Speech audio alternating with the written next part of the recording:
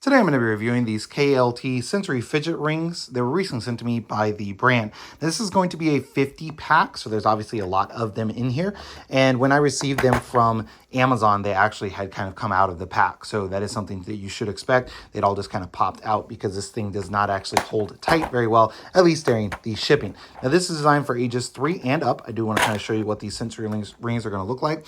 So the inside is going to be a hard plastic, as is the outside on this, and they do not separate, okay? So this, like the outside part, is not designed to separate without breaking. So this is just going to be, you're essentially just going to put it on the ring and then spin it, touch the different things on it. So you've got some raised edges on some.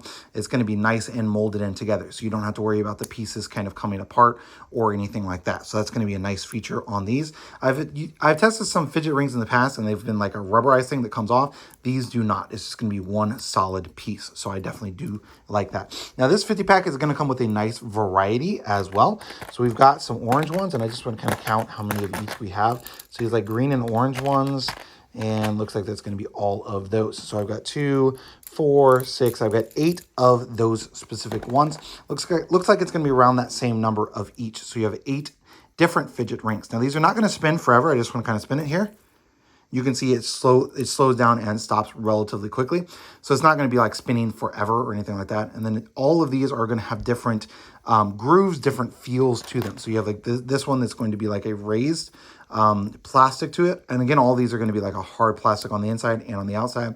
So they kind of have that raised, they have that feeling to them as well, that, you know, you can kind of play with it on your finger, but also you can just kind of touch the different raised portions of these different ones. Now this one's going to be kind of spiky.